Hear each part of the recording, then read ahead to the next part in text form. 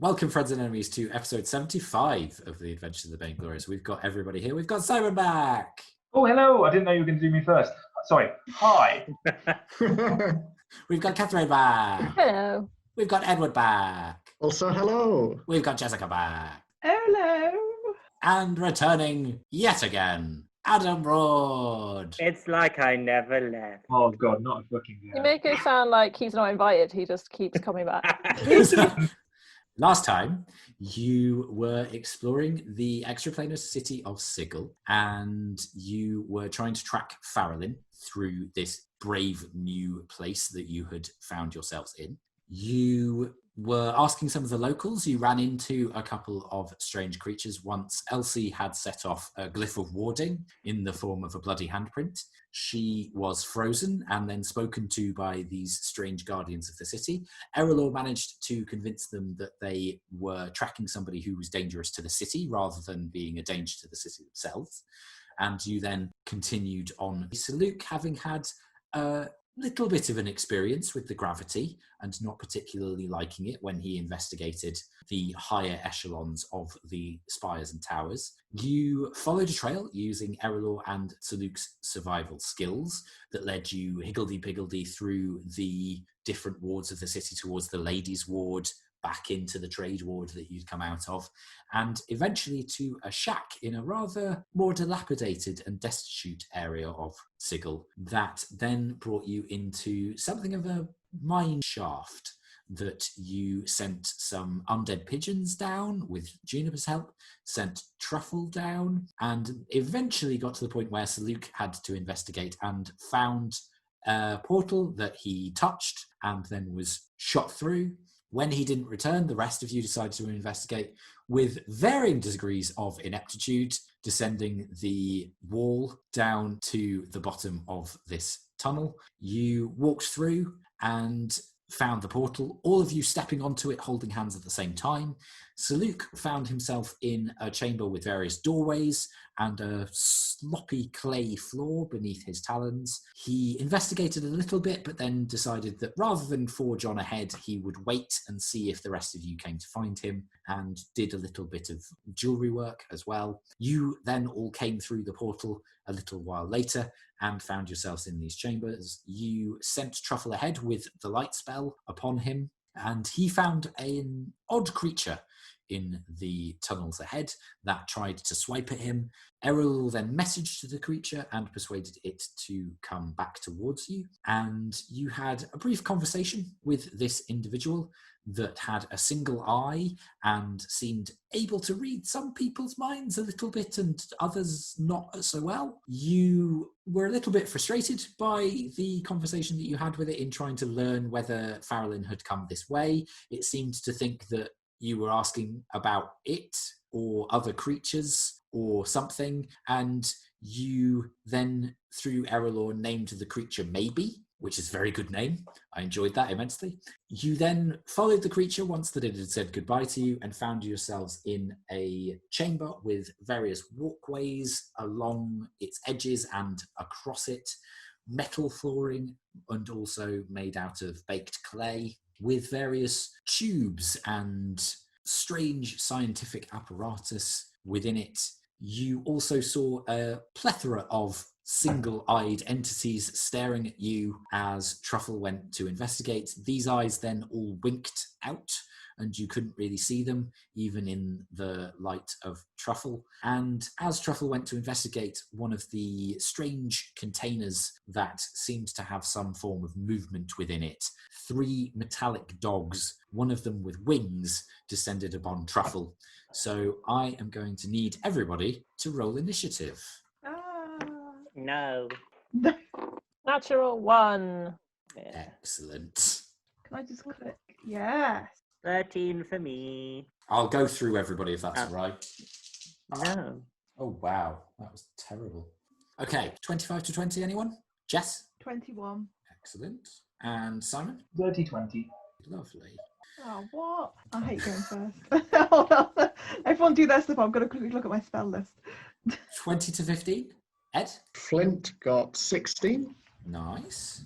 And nobody else? No? Okay. 15 to 10. Elsie? 13. 10 to 5. Truffle. So Truffle got 6. And then Erallur, you got a 1. Yep. Okay. Right. So up first is Juniper. You can see that you are on the edge of the room over here. Mhm. You are in the middle of the group as you are walking. And then you've got Truffle just here. Mhm. And then the 3 metallic dogs nearby. 2 of them have run over a walkway towards it. This one is the flying one. Interesting. I think I would like to, because they're quite close bunched together, aren't they? They're not like far apart. No, the 2 that aren't winged are very close together. The one that is Yep. winged is a little bit away from them, but at a similar height. How far away is it in feet, for 7. example? 7 7 feet, feet. I would That's say. very well done. Okay, so hold on. I'm going to cast a hold person at a 3rd level, and I'd like to do it to all 3 robotic dogs, please. Okay, I think you would be aware that hold person would not work on these things. Now they're not humanoid enough. No. Damn it. Okay, I don't do that for Lynn. Yeah, but because you would know the nature of the spell, I will allow you to do something else rather than just That's use your turn fine. that way. Instead, that probably won't work. I'm going to try fairy fire instead. Okay, yeah, so what That's- saving throw is that? It is a dex saving throw, please. Okay, and what's the spell DC? The spell DC is 16. Okay, so the 2 on the walkway fail, the flying one succeeds. Cool. So the 2 on the walkway are outlined in a violet light. They shed dim light, so if it's sort of pitch black, you'll be able to see, which would be pretty cool. But it means attack rolls against them now have advantage, and Great. they can't become invisible. I mean, I doubt they would, but maybe. You don't know what their abilities are, they might. I don't know. The dogs could do anything, my man. And then as a bonus action, I would like to command my 3 pigeons. Yes, which are still with you. Skeleton pigeon. I would like all 3 of them to go towards the winged dog Okay, yeah, they can do that. and attack, I guess. Should I use the skeleton stats? Yeah, I think that's yeah, easier. just the standard skeleton one's cool. Which I think is a +4 to hit. So let me just roll that up super quick. 3d20. So I've got a 9, a 16, and an 8. Okay, let me just check. I imagine probably only one of those is going to hit. Unfortunately, this creature ducks and dives around all 3 attacks. Oh my gosh. It is made of metal, and the one that got a 16, you can see the beak scratches across, but it does no damage. Just glances off the armor. My poor pigeon friend. Salute, you need to go up there. Cool. I end my turn. Okay, I don't really move closer. Okay, that makes sense. You're still in the middle of the group. Saluk, it is now your turn. Okay, how far away is the bridge? Is the what, sorry? The bridge walkway, you know. The walkway from you would be 1, 2, 3, 4, 5, 6, 40 feet away Aha. from you. That's not a problem. Okay, so Saluk is going to fly directly at the dog closest to Truffle. Okay, that will be this one here, Yours. which is one of the non-winged ones. Yep. Okay, so it's just standard 4-legged dog. Yeah. Yes. As It's rather like a pit bull. Okay. As I'm flying over, take out quarterstaff, and then using the momentum from my flying over, whack it dead between the eyes. Okay, roll for attack then.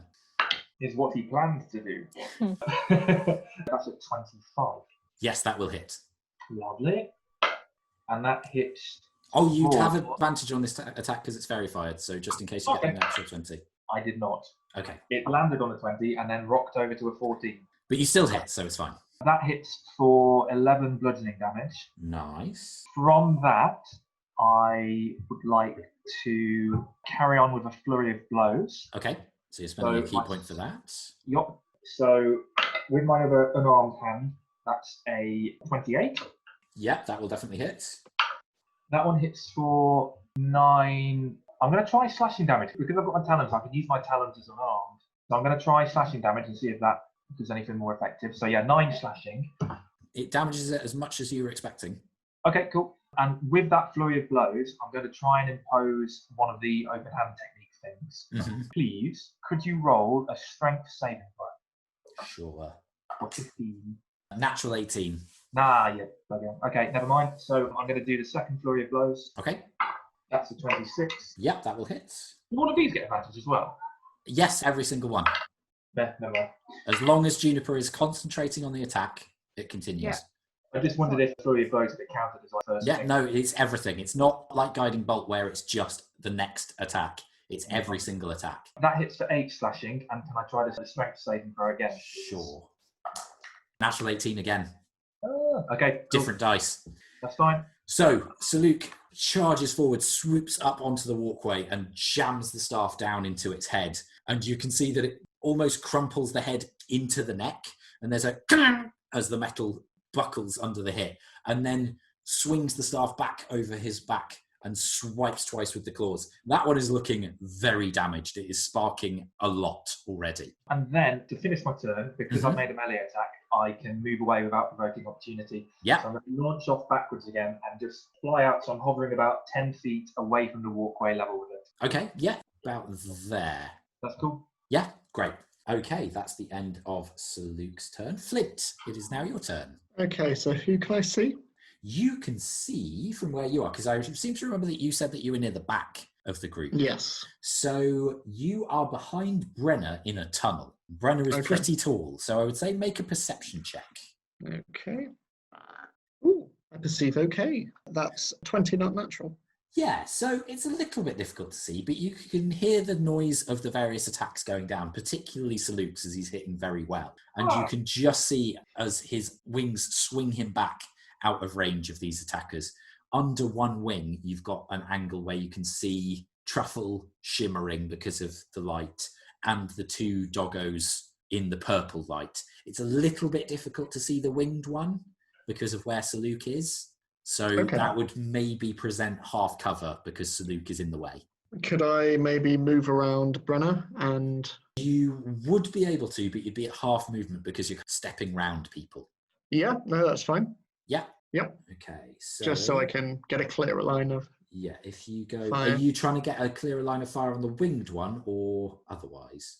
Whatever. If I step out and another one presents itself...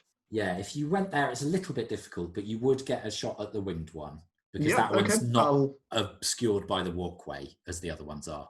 Okay, yeah, I'll attack. Okay, That way go then. for it.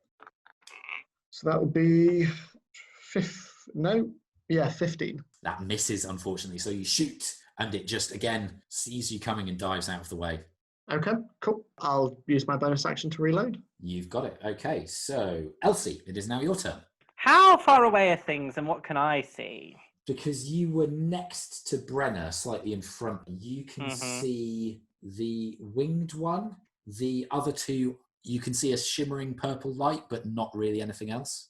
So how far away is the winged one, would you say? It is about 40 feet away, because it's 30 feet along the floor, but then about 10 feet up. So 45 feet. Cool. Okay. So I will have seen that Saluk has done some damage to one of them. Well, would I have seen that? Yeah, kind of. Well, okay. the walkway is kind of obscuring the two. Okay. Because you're at an angle to that walkway, so you can see the shimmering purple light, but you can't really see what it's actually on. Cool. Okay, so what I'll do, I'm just going to fire a firebolt at the flying one. Okay, roll for attack then. Oh no, a natural one. Ooh. So you bring your fingers up ready to fire the firebolt, and it just streaks past. So Luke, you feel a brief as a fiery streak shoots through a gap in your feathers, and there is a brief moment of, oh, I'm on fire, but actually you're fine. Okay, are you moving anywhere, or are you staying where you were? I'm going to just stay where I am and just go, this is going to be a long fight. Okay, so it is now the doggo's turn. Well, the two on the ground, because they were close to Truffle, are going to attack Truffle. So, what's Truffle's armor class, Ed?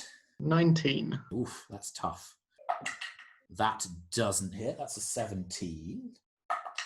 And that's even worse. So both of them try and bite down, but Truffle just zzz, out of the way. So that's avoided. That is all they can do, apart from the fact that this one is going to move around Truffle. So Truffle would get an attack of opportunity if Truffle wanted to use it. Yeah, I think he shall. Okay, go for it. That is a 22 to hit. That will definitely hit. Oh, it should have advantage on the roll as well because it's still fairy fired. Nah. 5 points of piercing damage, and I suspect they don't take poison, but They 1 don't. point of No, poison they damage. are immune to poison damage. Oh, Okay, hang on. Hang on. Yeah, immune. I thought it might be a resistance, but they're immune. All you tease. Truffle's beak just jabs in between some of the plates, and you hear a as it runs past, and it gets to the edge of the walkway, seemingly ready to jump down towards the rest of you. And yeah, that would be the majority of its movement. Okay, so that's that one. And then the flying one, because Saluk attacked his friend, is going to attack Saluk. What's your armor class, Saluk? That's a good question. 18. Oh, I rolled a 14 and it's got a +5. So it just hits you. Ah! So you take... Where am I? Ooh, 9 points of piercing damage. But And could you make a strength saving throw for me, please? DC 13. I can. 15. You succeed. So it bites down onto your wing and it tries to tear into the point that comes out of your shoulder blade, but you just shrug it off before it can get a grip. It was trying to grapple you, but you managed to... Wing me to remove my greatest power. It wouldn't necessarily de-wing you. It would have just grappled you instead. It's, you know, D&D mechanics doesn't necessarily work that way. Okay, so that's the end of their turn. It's now Truffle's turn. Okay, so where's Truffle on the map? Sorry. Truffle is here, Okay. next to one of them, the very damaged one, and Okay. then near to the winged one. Okay. Well, he won't waste his poison breath. I'll just attack the very damaged one, I guess. Okay, go for it. If that won't hit, that's a 6. Advantage. Oh yeah. That won't hit. That's a 7. Okay, so Truffle tries and jabs down, but this one's ready and quite harried and worried, seemingly. So it just ducks and dodges out of the way, occasionally snapping at Truffle, which makes him a little bit nervous to get too close. Okay. Okay, it's now Brenna's turn, because there doesn't seem to be a way up to these walkways. There's no ladders or anything, but you can now see, because of the illumination of Truffle and of the fairy fire, that there are doorways that lead out at certain points on the various walkways, which grant access to them. So Brenna is going to run to this one and is able to get through past Elsie, and then is going to try and jump up to the one that ran, but doesn't manage to, just jumps and falls short, and so can't get up there. So looks very annoyed by this, and you see their muscles bulge a little as they try to reach this thing and don't manage. That's all that they can do. It's now Vigo's turn, because he also rolled a natural 1, but has higher dex than Erallur. So he is going to throw a dagger, I think, because he was near the front. So he's going to throw a dagger at the one that Brenna was trying to get to. And it's at advantage because of fairy fire. Okay, that will hit because it's an 18 plus lots. Also, it's not sneak attack because Brenna is not engaged with it, which is unfortunate. So it's only 3 points of damage to that one. That's that. Erallur, it's now your turn. So can you just tell me how many people are in this main cluster with the doggies? So there's the 2 dogs that were still together. There's the winged one just here. There's the fairy-fired, very damaged one. And then next to that is Truffle and Saluk. So there's a group of 4-ish, but Saluk and the winged one are in the sky. Yeah. And then there's the other one over here with Brenna trying to leap up and reach it, but not managing.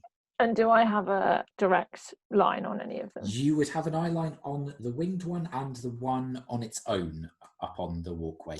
Are either of them the fairy-fied one? The one up on the walkway is. Okay, and is that within 60 feet? Oh, yes. It's 25 feet away from you Okay. on the ground, Cool. about 10 feet up. So, yes, definitely. Okay. I'll just do a nice, simple ray of frost. Okay, roll with advantage then. Okay. Natural 19 plus That things. hits. 3d8. 17 damage. Oof. And it's slowed down by 10 feet. I Okay. believe. Yeah. Following Elsie's lead in loosing a projectile spell, you aim the ray of frost and this cold streak of blue crystals zooms off towards this creature, and you just see as it lays the sparkling ice across its body, and you just see the joints seize and crack. That did a lot of damage. It's looking even more hurt than the other one now. End of your turn. Are you moving anywhere? No, I think I'll stay put. Okay, that's fine. So we are now back up to the top. So Juniper, it is your turn again.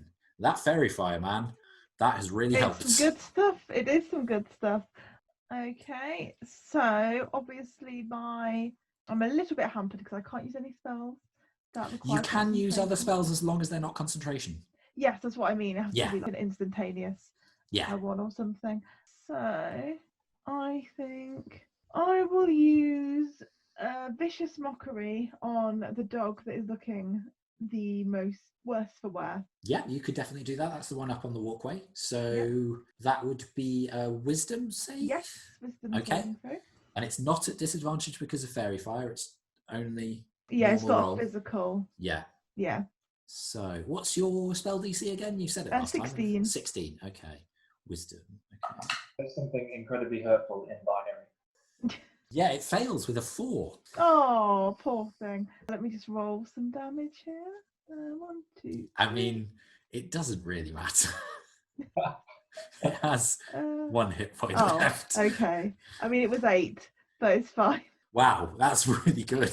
Yeah. Okay, so Juniper strums her lute and seems to zero in on a frequency in the music that it really doesn't like. It's almost as if she's setting a dog whistle to it. And you could just see that the force of the magic just knocks it back, and the ice that was already on it just crumples, and it almost collapses into a crushed cube, almost like it's been compacted in a car compactor and is no more. Okay, end of your turn, Jess? No, we got some pigeons. Oh, the pigeons, of course. I think they'll go against the winged one again. Yeah, because fair enough. I Make haven't your... told them otherwise. Yeah. So let me just roll some dice. That's a 21, a 14, and a 6. The So 21 will hit. Lovely. Let me just see what the damage is. It's not a lot. Boop. Boop. It's a 4.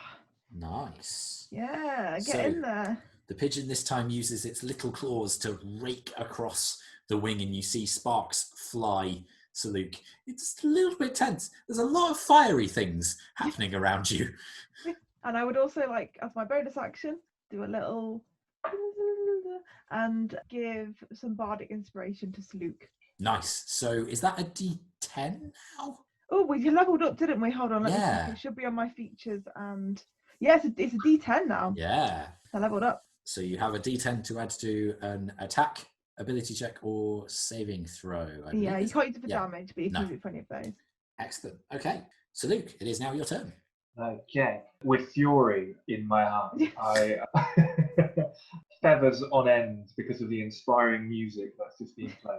I whip around and I smack the flying robot around the noggin with. Okay. You don't have advantage on this because it's not under fairy fire, just so you know. When do I have to decide whether or not I'm using the inspiration? Before I tell you what the result is. So if you roll, Okay. tell me, I will pause, and then you can tell me if you want to use it or not. Can you add it to a natural 1? You can, but I'm going Don't to tell think you it- now that however good that hit was, it's not going to hit. Yeah.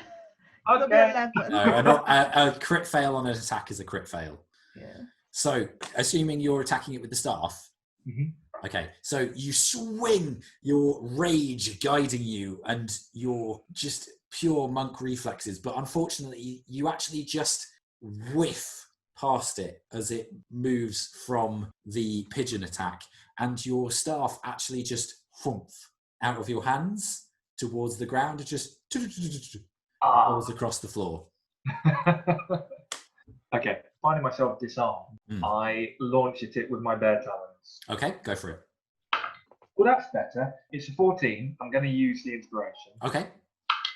It's a 16. That just misses. Oh, I'm So you go and just feels like your anger is not actually helping you in this situation. It is not.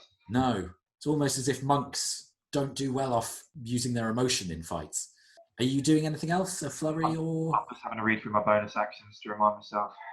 Okay, yes. So I'm, just as a final move, going to disengage.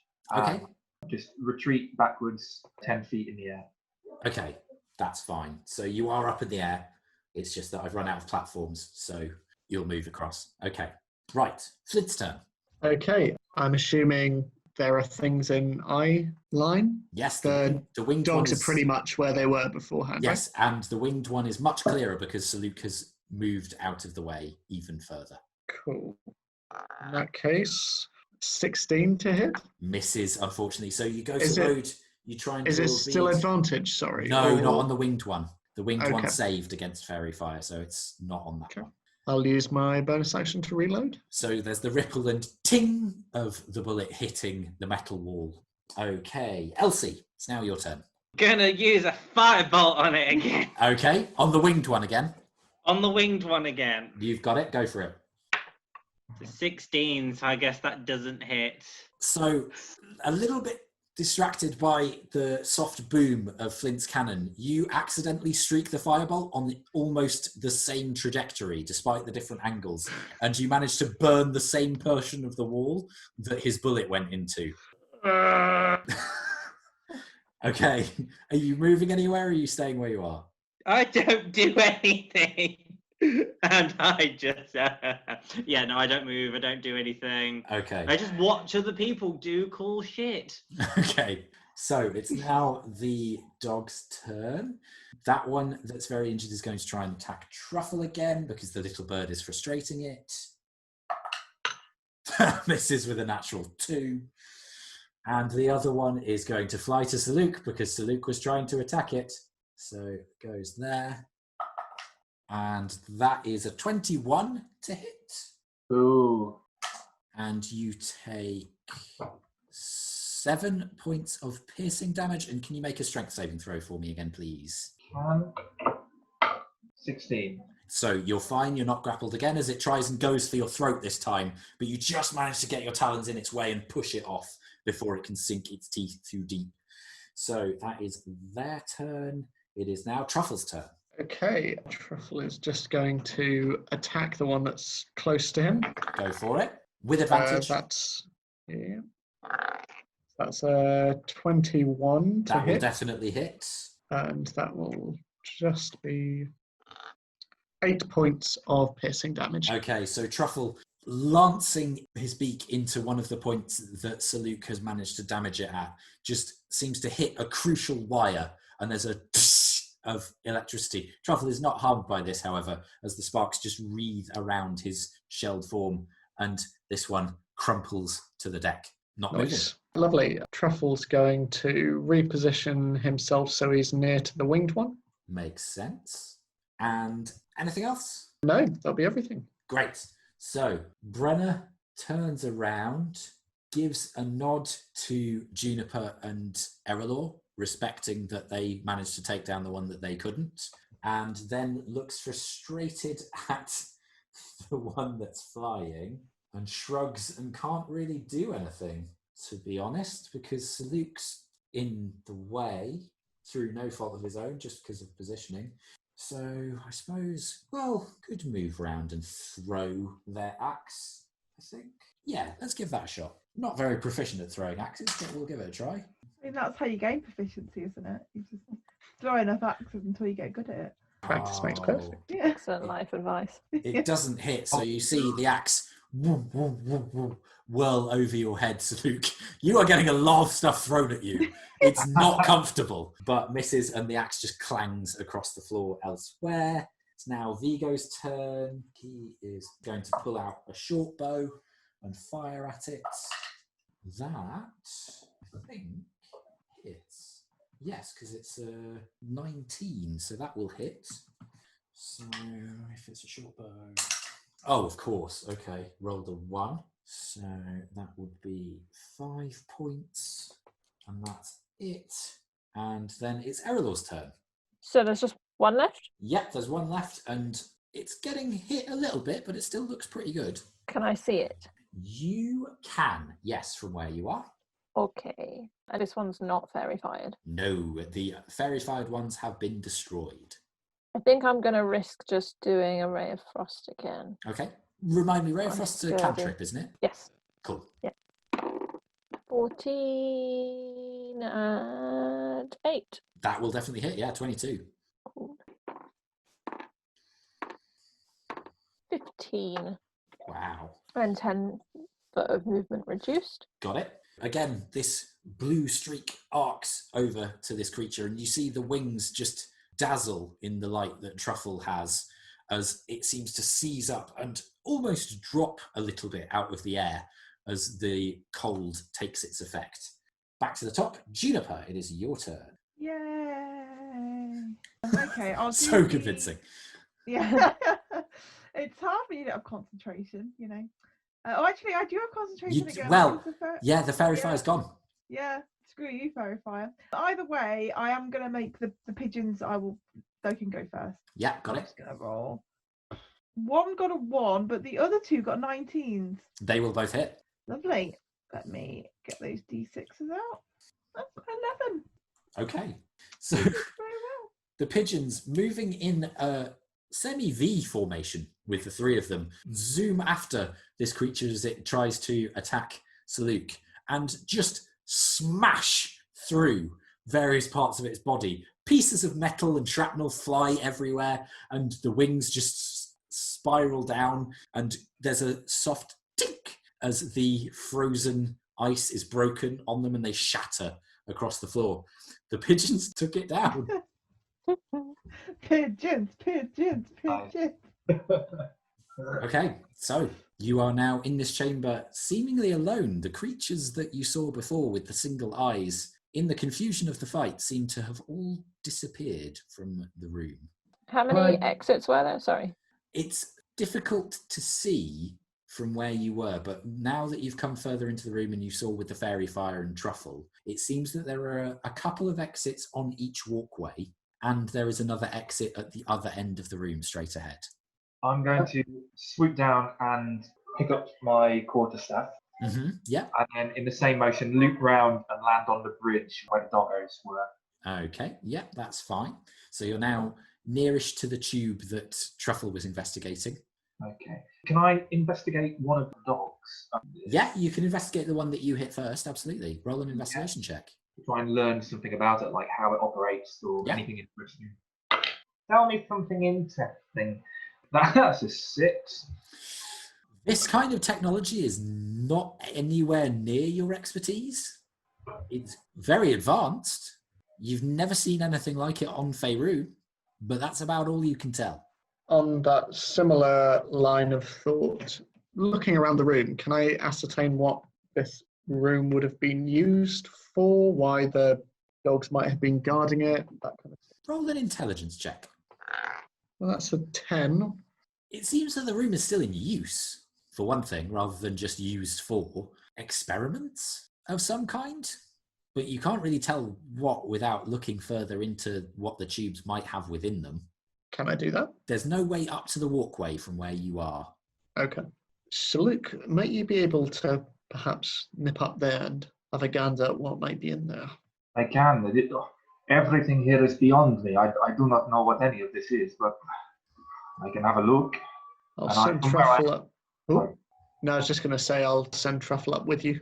From where I am, I can just turn around and look Yeah. at the nearest tube. can't I? Yeah. I do that. Okay, so I'll say roll an investigation check for Saluk.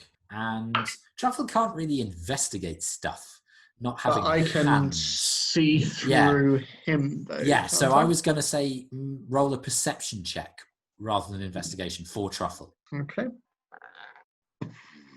8. Okay, and Saluk? I got an actual 20. I do get -1 to that. I don't bother with that, do I?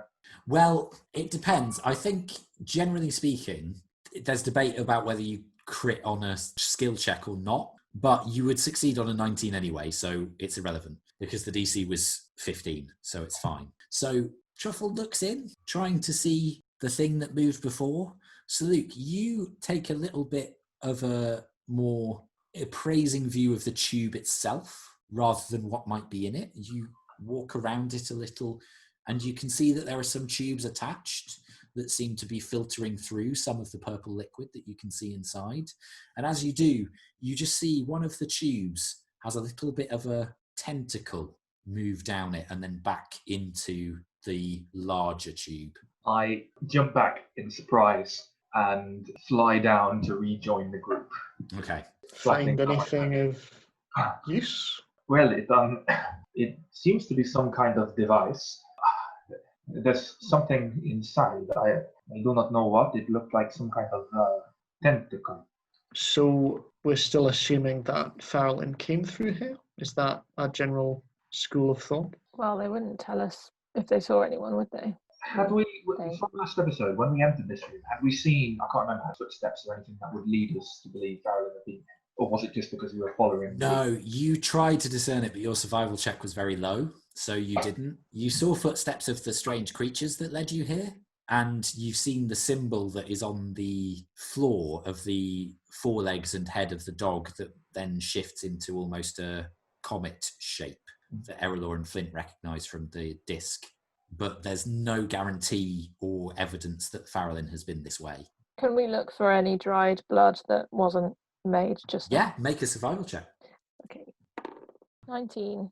Okay, so you go into the room and have a look around the floor that you can, and you see that Brenner actually gives a boost to Vigo to get onto the walkway, and he goes there to collect the daggers that he threw, and Brenner then stalks over to collect their axe. As they do, you see just a shimmer from the light on Truffle as a single droplet of blood is on the floor just near the door leading straight out of the room across from the way you entered. Okay. I'll wave everyone over. Found a trail, maybe? Faralynn? Well, it's dried blood, so That doesn't necessarily mean it's her. no, but it's what we were following before. Closer look. Is there anything he could glean from it to tell whether or not it would be Faralyn's or an elf? Taste it.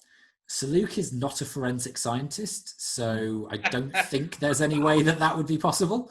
No, It I'm just would be wondering if there's any distinct difference in this world between how the blood of different... Elves have green blood. Everyone knows this. And they speak Spanish. UV. I will fight you, Edward. No, elven blood looks very similar to other humanoid blood, apart from orcs, It doesn't tieflings. Yeah, there's no distinctive difference between... It is a creature that bleeds. I say we follow it. It is better than staying here with these mental monstrosities. Are we just going to ignore the fact that all of those weird creatures went somewhere? Well, they didn't We'll seem keep very an eye happy out. about us being here, so I feel like we should pass through as quickly as possible. And I suppose the master, whoever that is, knows that we're here anyway, so might as well do just as noisy a quick job as we can, I suppose. Yeah. There is something sinister in those tubes. And if it is half as dangerous as the thing we have just fought, I do not want to be here when they come out. I think that's very wise. Let's keep moving quickly if we can. It is times like this I was more heavily armored. As we cross the room, would we walk past what was the winged dog? You would walk past the shattered pieces of the winged dog, yes. Would the winged dog class as a tech device? It would. Oh no.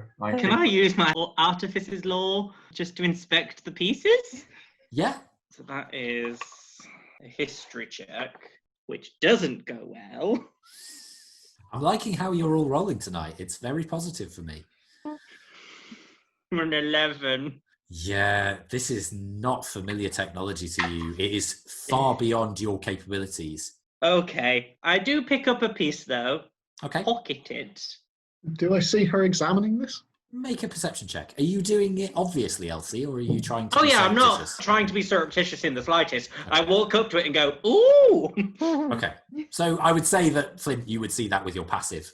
What you're looking at? just trying to determine what these things may have been made out of and trying to figure out how they were being controlled. I didn't figure mechanics would be your sort of thing. I'm a gnome, dude. It's just in us. Sailor and interested in mechanics. Yeah, like, I want your bird. And then I just walk off. Oh, you're not fucking getting him. And I just bring Truffle back and let him sit on my shoulder and continue walking. Like a parrot. Yeah. Yeah, if I let Elsie have a parrot, it would have been very close. Yeah.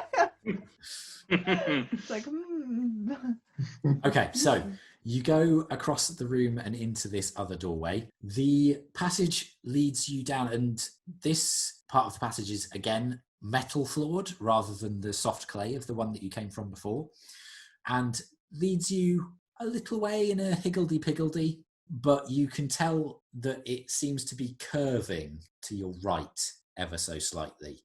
Can you all make perception checks for me, please? What kind of perception check? This would be a listen. 6. Okay. 21. 16. 17. 21. Okay, so Elsie, Erallur, Saluk, Juniper, you, as you're walking, start to feel a bit of a judder in the ground, and it intensifies a little bit as you go further, but then settles to a steady rhythm. You're not really sure what it might be, but it's just, as you place your feet, you feel it vibrating through the floor. Have I ever experienced monsters coming up, burrowing type monsters? You have, yes. You've experienced a creature called a bullet burrowing up God, yeah. through a floor long time ago, but you haven't. And we experienced were it we were before. in a similar tunnel, weren't we? Were, yeah. When was that? When you were dealing with the Earth cult, you went Yeah, back into a tunnel that you'd met them in before, and a bullet God. came out of that tunnel. And yeah, I think it was about 60 episodes ago. That was the first time we thought we were all going to TPK. Is there any sort of breeze in this tunnel? Specifically, that seems to be accompanying whatever this vibration is, or is the air quite still? With that perception check, there is no breeze. No. Okay. And the vibration doesn't seem to be getting closer. It seems quite a steady beat. So rather than something moving around, it's like something coming. It's like a vibration coming from static, place. Hard to tell. Is it regular? Yes, it's a thrum. Saluk doesn't say anything about it for now, but starts to pay special attention as it's something unusual that he's not really experienced before. Okay, so you continue down, and eventually you come to a little bit of a wider part of the tunnel that then splits off into two different paths. They seem to go in a similar direction for a bit, and you can see a little bit of light further down. Again, the walls are illuminated to a dim degree, but there's more light coming from both of the tunnel. One of them has a orange warm glow on the left-hand side. The other one is similar to the walls, but slightly brighter and has a bit of a beigey tint to it. is the vibration still the same even here? Yes. I would like to sniff. Okay, make a perception check with your sense of smell then. I will. That is a 14. Okay, you smell the air, and there's the scent of sweat from your companions from the fight. The scent of blood from Saluk as he's still nursing the wounds on his shoulder and near his face. And then there's also a scent that's slightly familiar of loamy earth that reminds you of a man that you were forced to attack because of a vampire. Oh no. So is that coming from a particular direction in the tunnel? Seems to be coming from the left hand. Okay. But your sense of smell is a bit confused. It may be that they actually have travelled both passages, but the left-hand one more recently. Can you remind me of the guy's name? Because I have forgotten it. It was Vermil. Vermil. I was thinking like Vernon, and I was like, Ursley! Yeah. What is it, Juniper? It smells a bit like Vermil. Wait, the shaggy guy. From the tower? Yeah, the one that yeah. That he did. Yeah, but we have the shift disc from him, and that symbol on the floor back there matched it. So maybe we've somehow come to where he came from? True. Maybe the portal reacted to the disc? But that wouldn't make sense because Saluk, you ended up here first. Maybe it's a coincidence? If he's Or maybe... dead, then what is making the smell? Well, but maybe Juniper's just picking up on his old scent like he used to be here. Or maybe that's just the smell of his people. Maybe.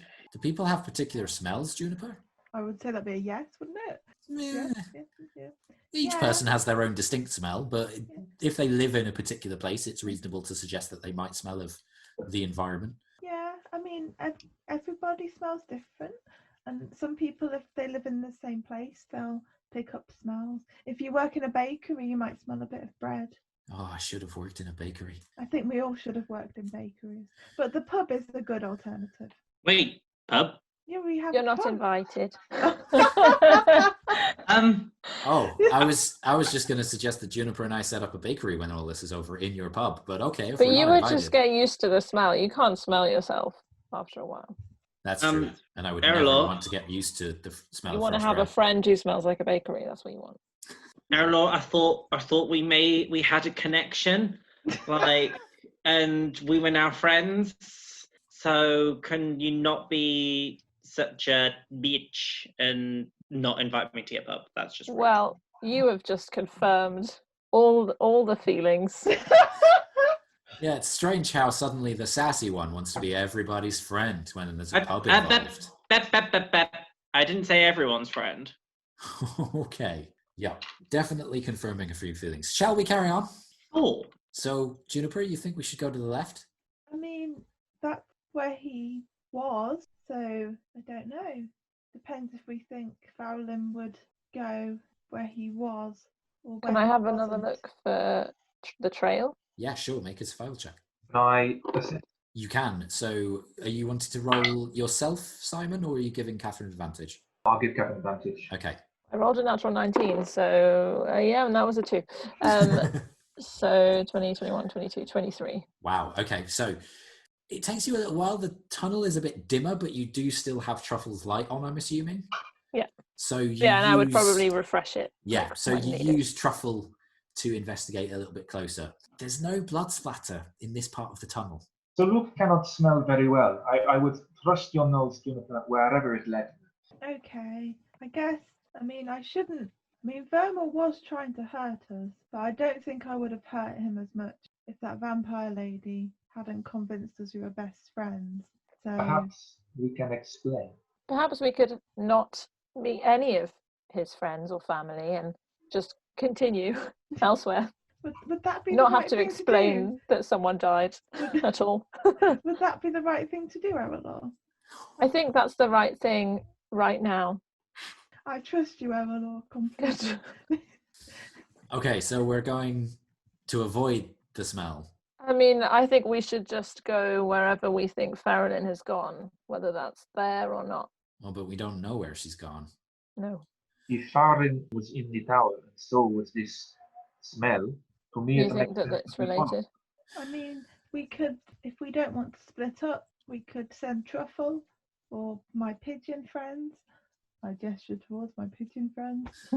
Sorry, Michael, just to double check. We don't actually know what plane we're on right now, right? No, you one don't. said that. Okay. Smell plane. Yeah, I prefer not to split up, just in case we come across some of those dogs again. Perhaps Or Erallur worse. is right, and we should send Truffle. It would give me an opportunity to ask some questions. I am not familiar with the customs. Do people not like to hear when their close friends and relatives have died? Not when it was you that did it, I In, think. in my village, when someone dies, we tell the whole village straight away. That's probably when the person dies by natural causes. No, not always. But with the person who was perhaps, and I say this hopefully away from Juniper's ears, responsible, is it normally that person that tells them? Do I hear this? Make a perception check. The look is not whispering. Well, I got 15, so I mean, you are bunched together in a corridor. yeah. Erallur is saying things in a hushed tone, but Saluk is very audible. Well, I don't know if I would say that Juniper is responsible. That's not what I was saying. I was But talking you about just- your people. You just said if one was responsible. Right. So you're saying you think that Juniper is responsible then? No, I do not. Oh, it's interesting because I didn't say anything about that. You are doing that thing that the people from the cities do where you twist my words. Very good, very good. I think it's my mission to make Simon say very good as much as possible. Last week it was don't be silly. It's a different phrase every week. Hey, Frosty. Okay, so now that awkwardness is out of the way, should we go down the tunnel? Yes, I think we should go down and Juniper could confess to what she has done.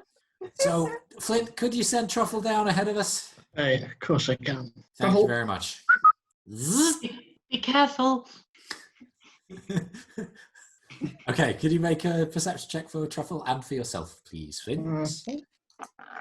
So that's 17 and an 18. Nice, okay. So, Truffle zips down and the light slowly fades out of view as it goes into a chamber that seems to kink slightly to the left even further, and you can see the reflection on the wall. Flint, as you focus through the scrying stone, you see a fairly small room. It's quite close, probably 20 feet by 25 feet about, and it is littered with papers strewn across multiple desks and across the floor. You see a number of burnt candles that have either burnt out or are very close to doing so. Wax has dripped over some of the papers, and you can even see a few pools of it on the metal floor. You also see that winking in the light of Truffle's form are numerous devices and diagrams, the origin and purpose of which you are not sure. Can I take a guess, or? I would say in order to do so, you might need a closer look. Okay. There doesn't seem to be anybody in the room. Okay. Obviously, I can't command him to do so, but I'm sure Truffle would probably do a perimeter check if no one was in. When you say perimeter check? As in, like, flying around into the darker corners of the... Oh, yeah. Well, that would count in the perception check. There's nobody there. Okay. Cool. Okay. I'll just turn around to everyone and say, well, it looks like it's something of an extension of where we were just now. There's research papers and other bits and pieces. I'd need a closer look to ascertain exactly what it is, but I imagine whoever is in charge of this, and I am guessing it is a laboratory, while they're not there, I suspect that's, for lack of a better word, their office. Well, should we take a closer look then? I mean, any information we can gather on this place might help. Makes sense. Okay. Is there another door or another way out? It didn't look like there was. No. No, not as far as I can tell. Well, maybe, Flint, if you go in, not on your own, but if some of us cover the corridor in case we need a quick exit or something comes to try and block us in. Well, I can call all of you if all looks clear. I'll have a look around, see if I can find any traps or anything. Okay, take Elsie with you, if you don't mind. Why me? Because you're good at finding traps. Oh yeah, I suppose that's true. Come on, Shorty. Because of the wall. Saluk, shut up. Sorry. Hey! I thought you were actually being nice, you twat. Wow. And I just walk off. You're so quick-witted. Did you just want to get rid of her because you didn't want her to be here anymore? She is really trying. So I'm going to go on ahead and so you want to help me look for traps? Sure, as supposedly that's all I'm good for. Well, there's still time for you to prove yourself to him. Not that I think you need to, but... Yeah, he's probably going to be dead soon anyway, so... What makes you say that? He seems the kind of person that just might fall off a cliff or fall into some water. Sounds like a threat. I think it is. I genuinely thought Elsie was going to, because I'm going to stab him. Well, Or because he's an NPC. There are more guidelines than rules. So I'm going to have a look for traps. Okay, roll an investigation check. Elsie, do you want to help or do you want to roll your own?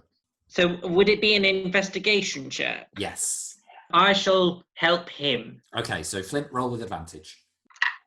Ooh. Ooh, that was an 18 and a 19. Wow. So that is 23. Nice. Okay. So you go into the room, you have a look trepidatiously in case there's a tripwire or some form of plate trap.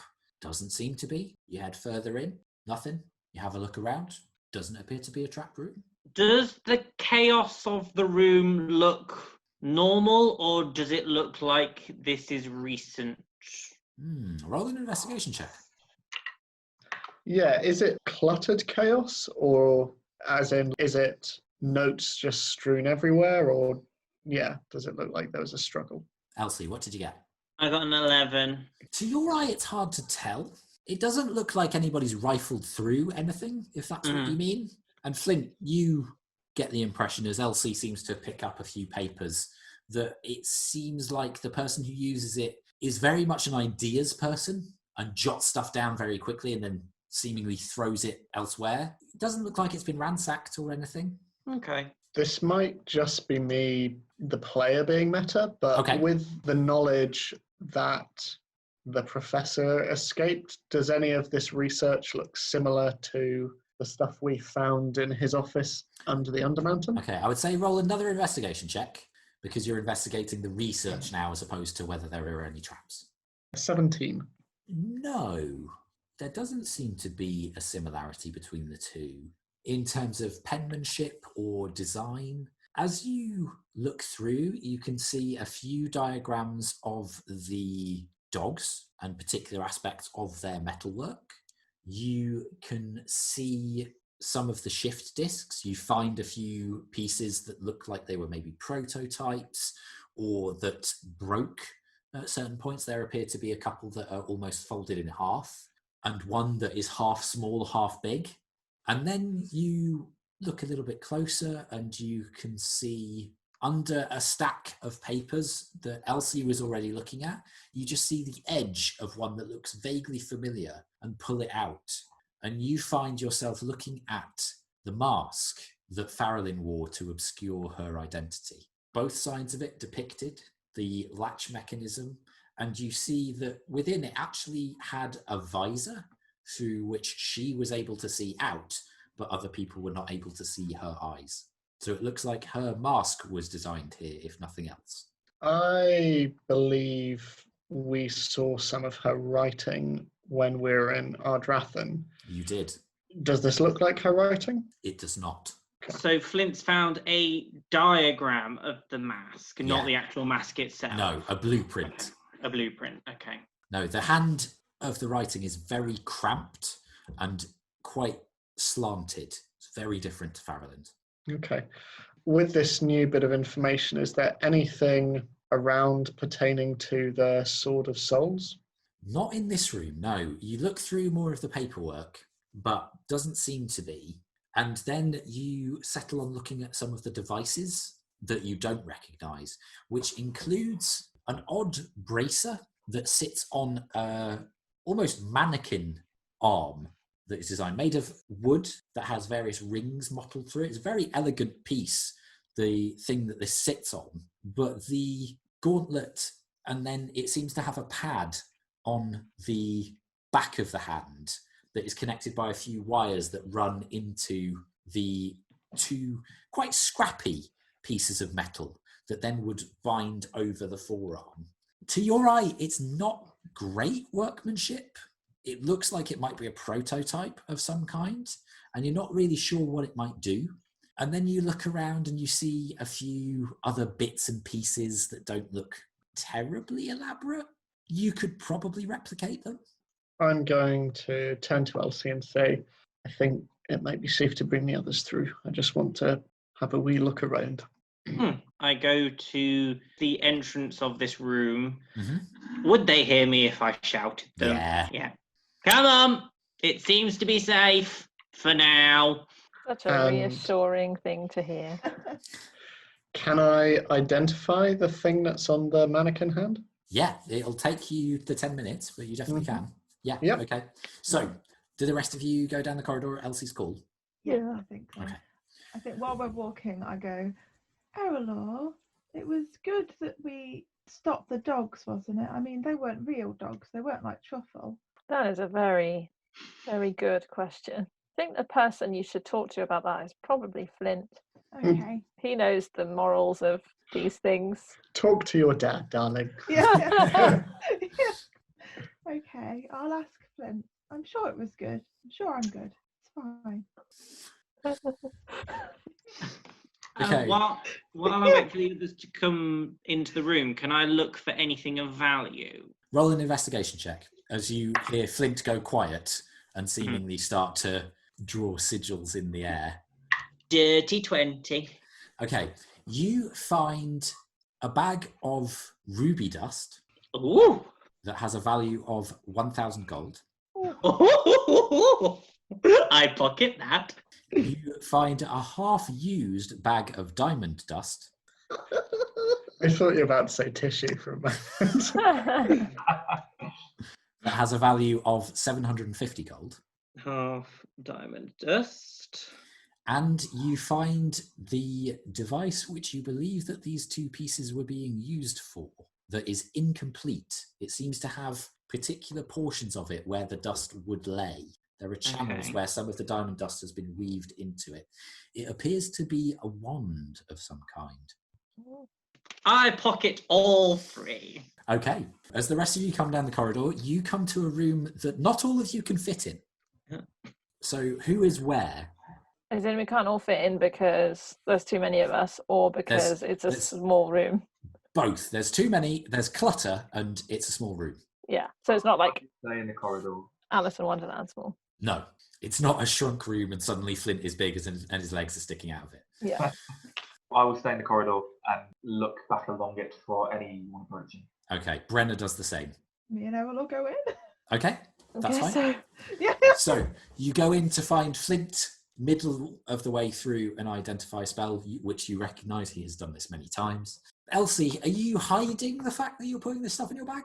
Well, would it have gone in my bag before they arrived? You'd probably have had to rootle around a little bit. So I'd say maybe you were still rootling around, but you found that stuff earlier. Is that fair? Okay, yeah, I'm still rootling around, but I found that. Yeah. Okay. So you see that Elsie is having a look at other devices and bits and bobs and pulling open drawers, and Flint is just twitching from time to time as if the noise is distracting him ever so slightly. What do the two of you do when you come into the room? find anything interesting? Not really. I kind of found this weird wand that might be worth something, so Mm-hmm. Can I see it, please? all I'm gonna say is finders keepers. And I get it out and I go, Wait, you're holding it out teasingly. oh no, as in I'm showing it to you so you can have a look at it. Oh, I see. I right. made it very clear that it is Yeah. now mine. Okay. So can I hold it? Can I pick it up? Yeah, you take the wand. Does it feel magical? How would you tell that? I don't know, some kind of sorceral, instinctive Innateness. thing. Yeah. Not really a thing in Yeah. this case. Okay. Sometimes your magic flares up, but you don't get a flare up this time. And Flint's in the room, is that right? Yes, but concentrating on a spell. I'm just going to go and very patiently wait in line.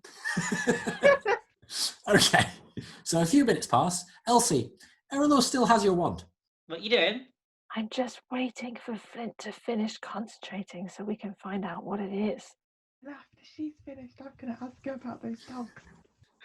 So we're basically just queuing up to talk to the dwarf because he's meant to be cleverer than the rest of us. He's cleverer than you. Shut up. Well, while they're doing that, I just carry on rummaging around the room. Okay, so Flint, you eventually come to the end of your spell, and what you have in your hands is something called a reflex rig. Okay. When it is worn on an arm, it offers a +2 to dexterity, Oh. but you must attune to it. Let me just make a note of this. Reflex rig. And it actually does so through a slightly nasty method, in that you can see on the plate that hits the back of the hand, there are a few small spikes that actually plug into the flesh of the hand, almost like little needles. And you can see on the two plates that would go over the forearm, there are various electrical pads that send a charge down into the forearm, which basically means that it speeds up your muscle reaction by sending Okay. electrical impulses in. Are there any adverse effects other than that? It would hurt to take off. Okay. After looking at that, I'm just going to nod and make a mental note of that for later, and just turn around and just at all of the people who are just stood in front of me, and I'll see the ones. I'll just, all right, fine, and I'll sit and I'll concentrate on that for 10 minutes. Okay. Vigo gets increasingly bored and goes to light his pipe, and then looks around the small room, looks at Erallur, and then puts it away again. You wait for another 10 minutes. So Luke, you and Brenner are having a nice companionably silent time in the corridor outside. Eventually, the identify spell takes. This is a wand of focus. It is incomplete, and therefore does not offer as much oomph as it would otherwise. It doesn't have spells innate to it, but anybody using it in casting any spell would gain a +2 to their spell attack. Okay. I will convey that to Erallur as I give it back. Does he do so quietly or not? I don't think he would know to do it quietly necessarily. No, I'm just, as you want back. Turns around, whosoever.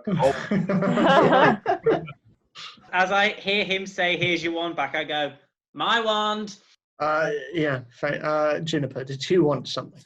And I pull out another box. No, I don't. Yeah. Erallur said I should ask you, because I asked her and she didn't know, if it was a good thing that we stopped the dogs from before, because I was worried they might be like Truffle. Well, I think it's hard to tell. You know, I mean, Truffle is capable of thoughts, and I like to think feelings. But at the same time, if ever I lose him, I know I can rebuild him, and he'll be much the same. I imagine it's the same for the dogs. But I think the thing to bear in mind, Juniper, is we were left with no choice but to defend ourselves. You know, regardless of what kind of creature it is or their intent, if a creature tries to harm any of you, I know I would do my utmost to stand in the way of that and try and protect you all. And sometimes that means taking a life, even if that is an artificial life, which is not always easy, and I do find it quite hard to reconcile that sometimes. But rest assured, if we had been given any other choice but to fight them, then I like to think we might have been able to pass through quietly, but sometimes it's just the way of things. I think that makes sense. Hmm. It wasn't good or bad, it just was. I don't think it should ever be seen as a good thing to take a life, nor should it be seen as necessary, but sometimes we do it for the safety of others. And while I don't think there's necessarily goodness and glory to be found in that, at the same time, I think there's a little bit of comfort that we can derive from that. And they could always be brought back, like my pigeon friend. So. Well, absolutely. I mean, look around you. This place looks like it's the home of someone who likes to invent things, and I would wager a number of gold that whoever it is probably responsible for little doggies out there. Now, if this individual wants them back, I'm sure whoever they are, they will do so. They'll be up and about in no time. Thanks, Flint. That's okay. You want Truffle to sit with you for a little while we walk? Yeah. Okay. Go on, Truffle. Truffle's just going to hop onto Juniper's shoulder. I also have the pigeons. Just tuppence a bag. How did I know that you were going to go there, Ed? Oh, I'm just amassing birds. Quick, so they come over. Oh, dear. Is there anything else of note in this room? Not to your eye, no. And Elsie, you don't find anything else other than a few empty vials of some varied chemicals. Well, So, where to next?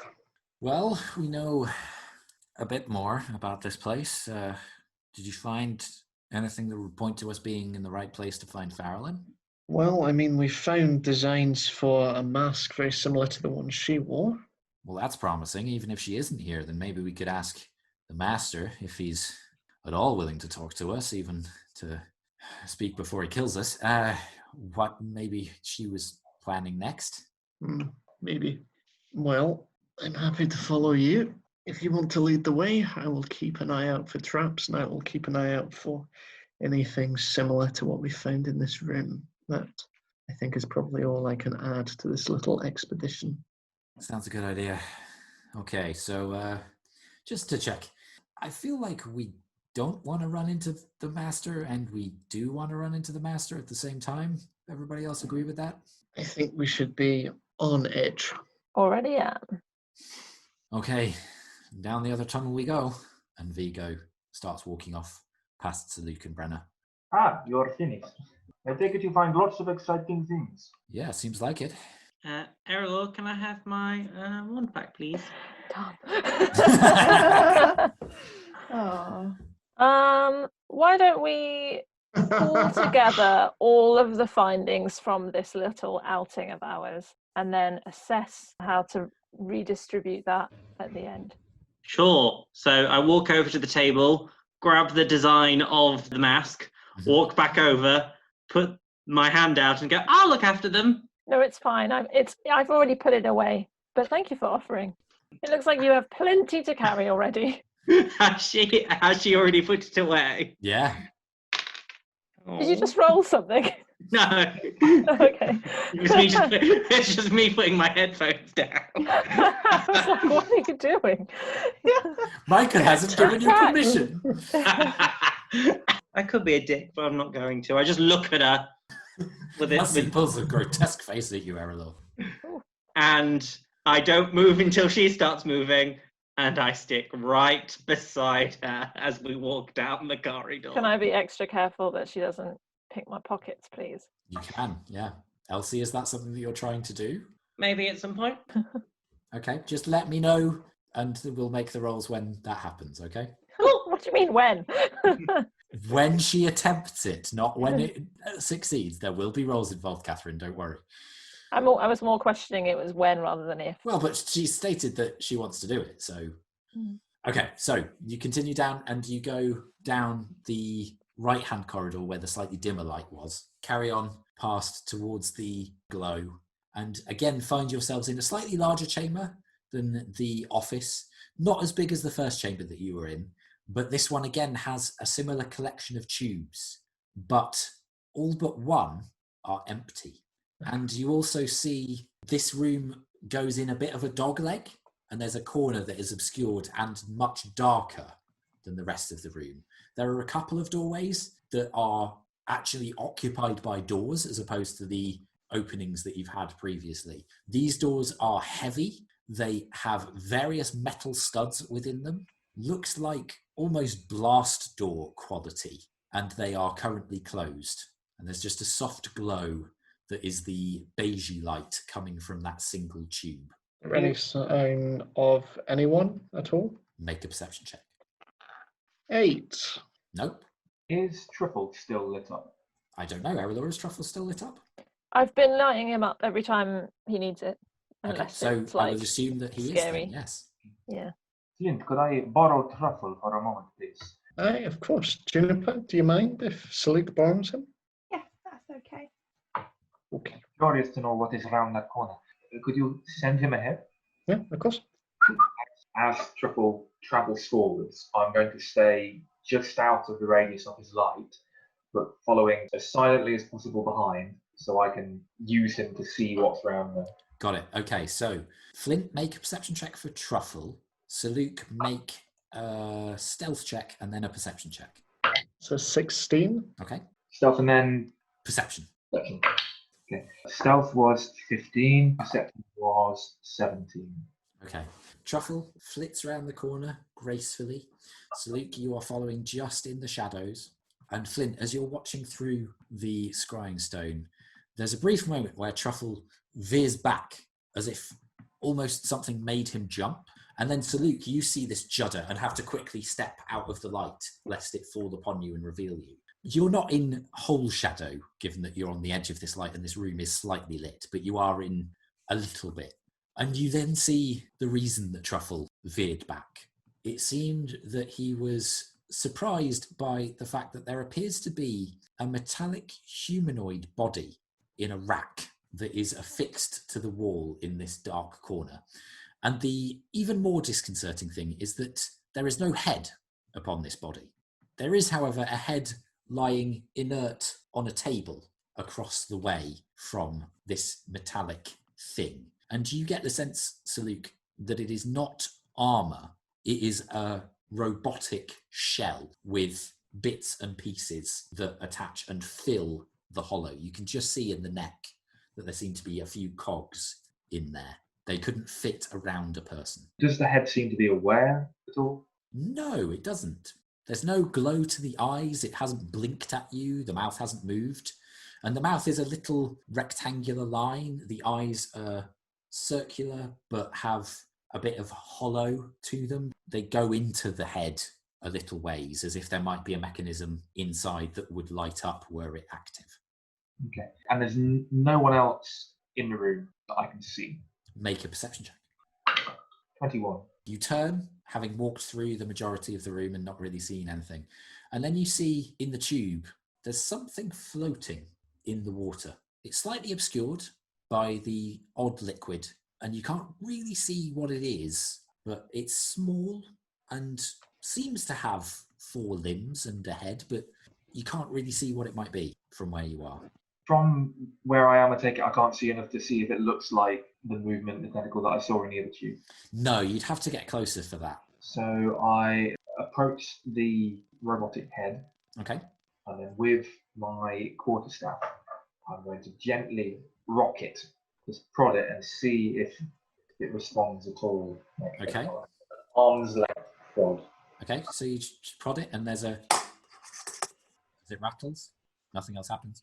I nervously pick it up and turn to have a closer look at it. Mhm. Turn to look at its face and turn it round to look inside the neck. Yeah, make an investigation check. That's investigation.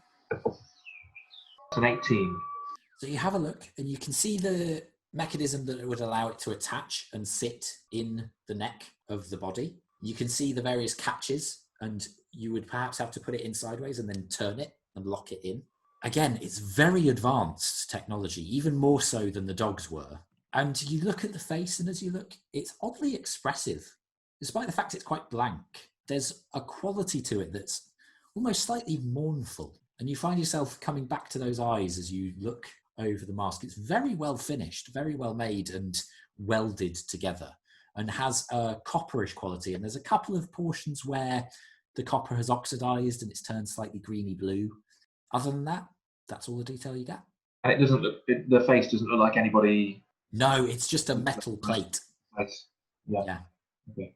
Carrying it at arm's length and skirting as far as possible away from the tube. So it's going to, brings it back and walks it back to the room. Okay, so Luke comes back with a disembodied robot head. Looks like the dogs weren't the only thing they were making out here. I hold it out, eager for Flint to take it. I will do so. Obviously, I know of homunculi and familiars and stuff like that, but would I ever have heard of a human version of this? Roll a history check. History is my jam. That would be 21. No. History is not my jam. Well, it is. It's just that you've never heard of it. Okay, I'll look it over, and I have never seen anything like this before. There was an entire body back there as well. Yes. You just pulled the head off? No. They were separate, but the body was just like this, full of machines inside. What about the large test tube? Can we get a good glimpse of that? The water is translucent, so you'd have to get closer to see what was in it. I will tentatively, very tentatively, do so. Okay. Be careful, I do not trust it. Nor me. So you stride closer. Could you roll an investigation check? Mm-hmm. Oh, no. Well, this would be perception, first of all. Okay. Well, that's a 4. So Yeah, it's difficult to see. It looks quadrupedal-ish. Maybe has elements that are close to gnomish in size, but it's warped and strange, and you don't really see anything through the quite viscous liquid other than those details. I walk up to the tube. Okay. This might seem a bit of a daft question, but shape water, can I do that through glass? That is a very good question. I'm not sure. It just says that water that you can see within range. Then I would assume yes, you can. So can I change which would be better, changing the colour or changing the opacity? The opacity. Opacity. Yeah, opacity would be better.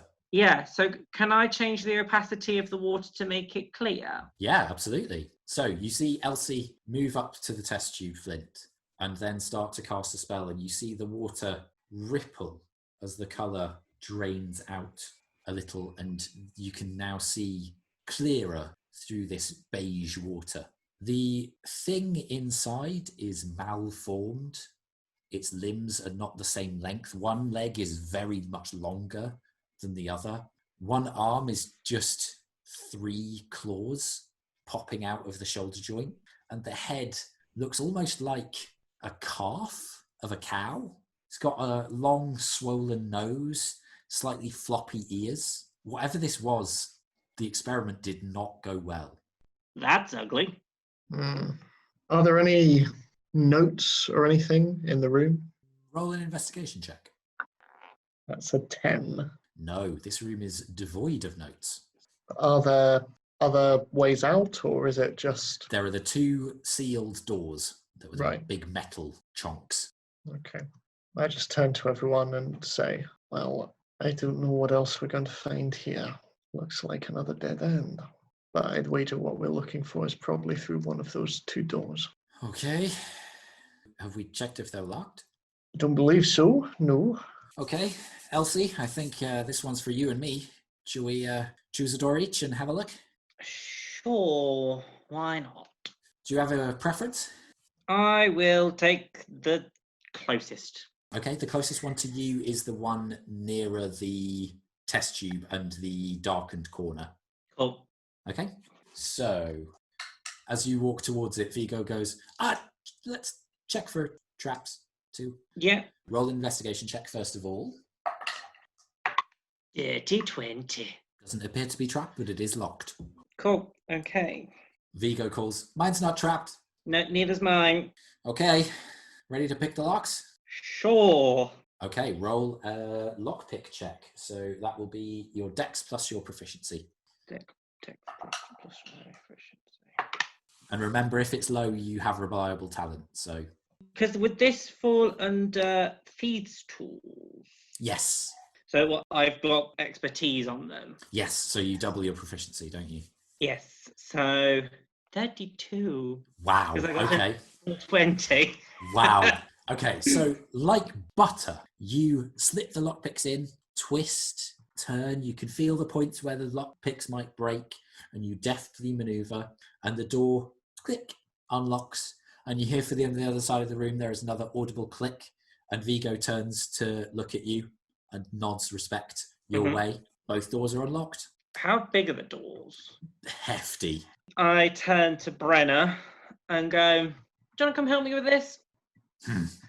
Nods and walks over, and then goes to take the handle and pushes you back a little way behind them, almost shielding you in case there's something beyond the door.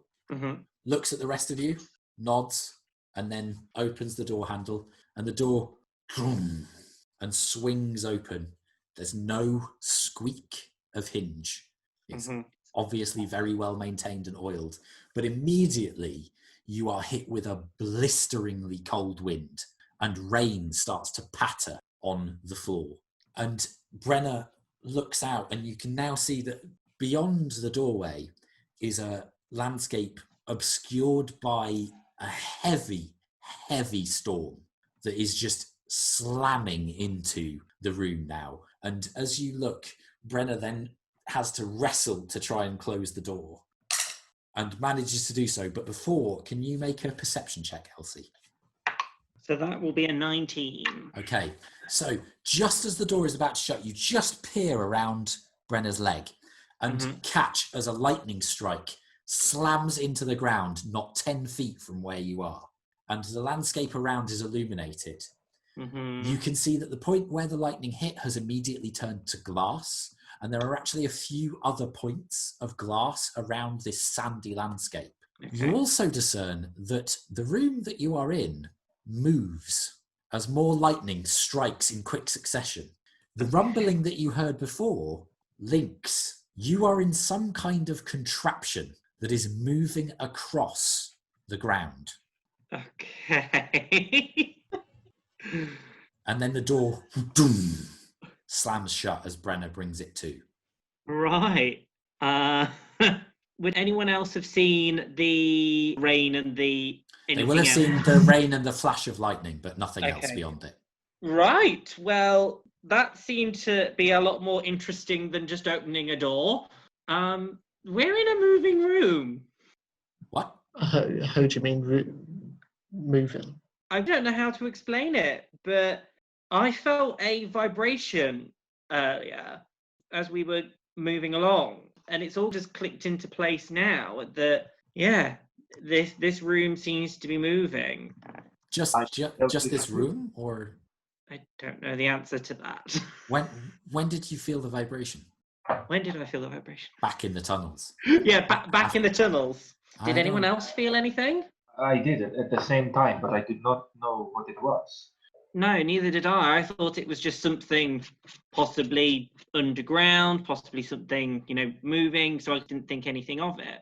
So if you felt it in the tunnels, we're not just in a moving room, we're in a moving thing. Yeah, explaining this is hard. I understand why you had trouble, Elsie, but Yeah. I think we're in a moving laboratory. Oh, no. So Luke misses his forest. I thought you were going to be like, that's silly. Yeah, so would it be fair to assume that it's the same out of your door? I mean, I haven't checked, but I can. Probably would be good just to be on the safe side. Okay, Brenner, little help? And Brenner comes over, looking a little bit more nervous this time, and comes to open the door and does so. But this time, there is no rain and lightning Okay. to meet it. At least not immediately, because beyond this door is a walkway that has a similar metal floor that curves round towards the right. But rather than the wall being the strange luminescent stone and clay and metal, this one is glass, and it allows you to see out onto the landscape, and you can see the rain pattering hard against it, and quite large chunks of hail smacking the glass, but it does no damage to it. And you can now see as well, beyond the curve of this corridor, there is another room connected at the end of this passageway. And Vigo looks down and goes, yep, this whole place moves. Great. Which way do we go then? Well, I guess if we're wanting to stay on this thing, then find more information. I don't think it'd be a good idea if we just went outside in the middle of a storm. Don't get me wrong, I am not afraid of storms by any means, but Insight check. Roll an insight check. Oh dear. Ah, damn, that was almost an actual 20 as well. 14.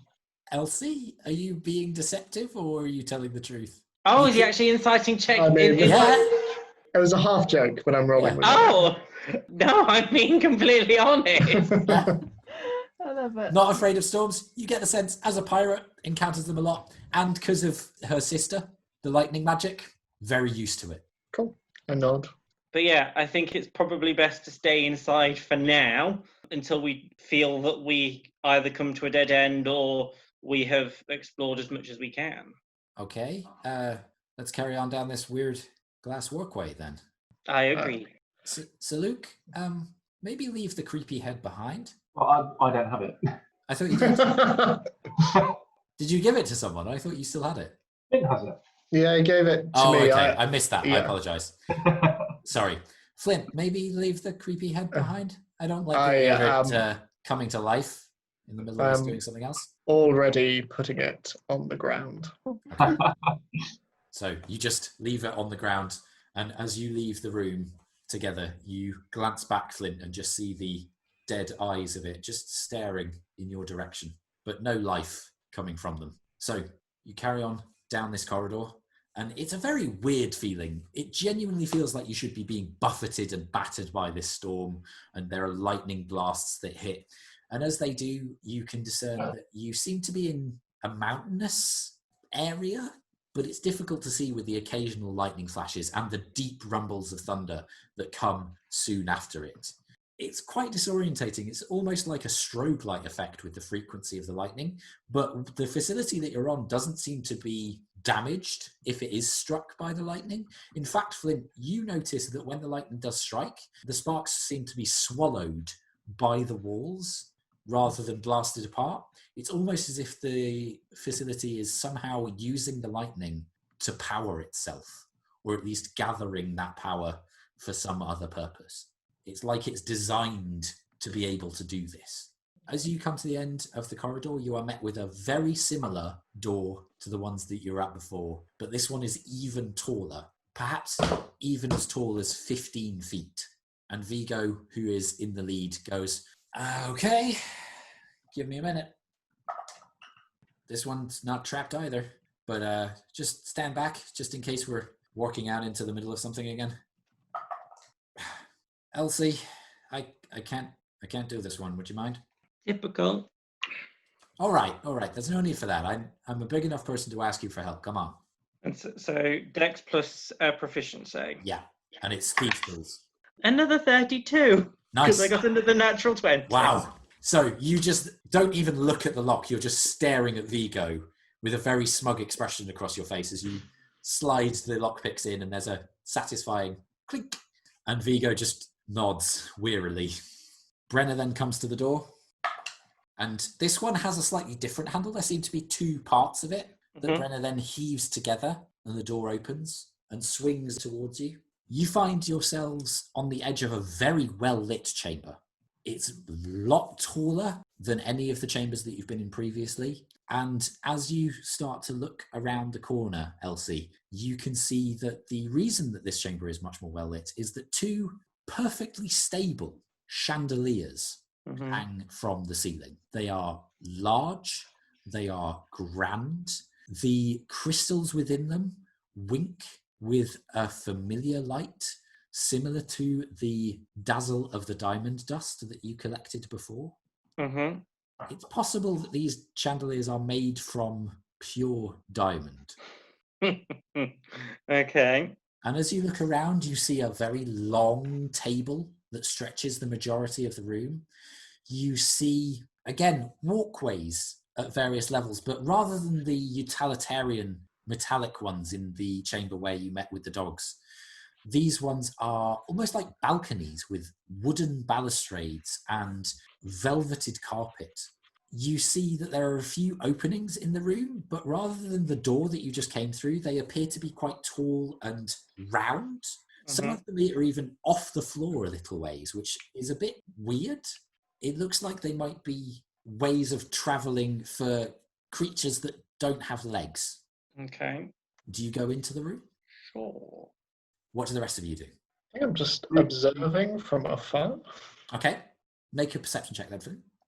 Elsie, I'll say Natural make one. a natural one. Yeah, it's difficult to see. You're trying to hop between the crowd of people because I assume that you were bringing up the rear again. I am, yes. It's quite difficult, particularly to see over Brenna, as they are very much taller than you.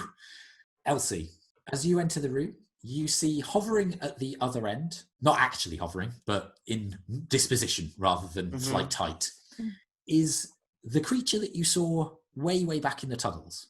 With one arm, exactly, with one arm behind its back and one arm held in front of it, and what looks like a napkin laying over the arm. And as you enter, it nods at you and goes, "Greetings! Have you come for dinner?"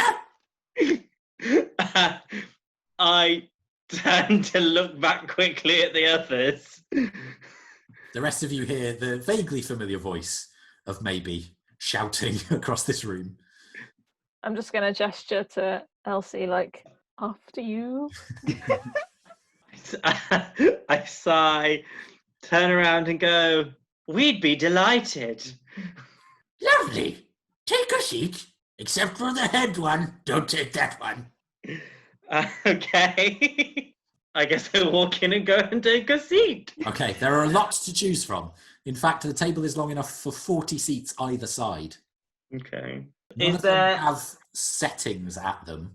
Okay, but is the one that's obviously the chair at the head of the table, is there a chair at both heads or just one head? No, just at the head far away from the door. You've come in at it from the end of the table that doesn't have the chair. Cool. So I will go and sit towards the end of the table where there is the chair at the end of it. Got it. Okay, so Elsie wanders out of view of the rest of you.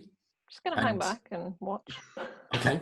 As you take a seat, Elsie maybe comes over to you and takes the napkin from its arm and then says, "Table service," and lays the napkin slightly roughly across your lap. Thank you. Are your friends coming? I don't know. Are they? I'm going to enter, but I'm going to stay standing. Okay. As soon as you enter, this creature sees you and goes, "Oh, friends, please take a seat." I'll stand. I've got a dodgy knee at the moment. Can you make a charisma check for me, Flint? Mhm. I'm going to try and read your mind to see if you actually have a dodgy knee. That's 13. Lies! You had a dodgy knee some time ago. You don't now. Why you lie to me? I just prefer standing is all. The master prefers you to sit. Well, he can bring it up with me when he comes. We shall bring it up with you now. And then you see on one of the walkways there are two more of these creatures that suddenly hop down either side of you and take you forcibly by the arm. Do you resist? Probably not, no. Okay. So they frog march you over to the seat opposite Elsie and then sit you forcibly down. And then one of them takes a napkin from a little knapsack that they have at their waist and lays it roughly across your lap. Very good. Okay. The rest of you? And maybe looks down the corridor as it had come over to Flint accusingly. I go and sit next to Flint, I think. Okay. A napkin is placed on your lap. Thank you. And you hear another of the voices go, "Welcome," as the nictitating membrane slips across the eye. I'll walk in and say, "Hello, maybe," and then sit down. Who's maybe? You're maybe. Oh, am I? Mhm. Okay. Welcome. Staying for dinner? Thank you. Another napkin. Vigo and Brenner then tentatively walk in as well and are seated. Saluk steps into the room, but then is just utterly overwhelmed with what to do. The concept of a restaurant is completely alien to him. And he stands awkwardly looking around all of the table, all of the chairs, and up at the chandeliers, not really able to focus on anything. Okay. Can you roll a charisma check for me? That's all one. Okay. Properly in character. So maybe comes over to you and says, whispers, "You nervous? You not know what to do?" I do not know what this place is. "It's a dining hall. You eat here. I can help you. Follow. Saluk knows how to eat. I do not need help. Yes, but he's polite. Follow." He smooths down his head feathers and follows. Okay. And napkin is laid as you take a seat. And you wait for a few minutes in this incredibly awkward room with the three strange, spiny creatures just staring not at you, but seemingly into space. Still one arm held despite the lack of napkin now. Maybe suddenly goes, "Ah, he is here. Please, welcome.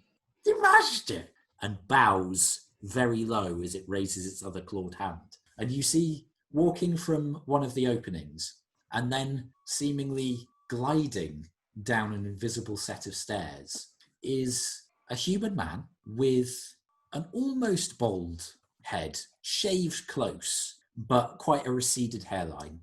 Small glasses over his nose that have no... What's the name for the attachments on glasses? The earpieces, I suppose. No I think I read earpiece. that. Yeah, no earpieces on the glasses. They just sit on his nose, a little bit like a pince-nez. He wears a slightly rough, burnt-looking leather coat that has numerous stains across it. And as he walks down the stairs, he sheds this and then hands it over to Maybe, who then presents him with a much more elegant-looking cloak, and then takes off a couple of heavy gloves. And you see mottled brown skin underneath. Flint, you would recognise these as chemical burns. And then sits down at the table and looks to Juniper. And Juniper, you know this man very well. Hi, Dad. Daughter, welcome home.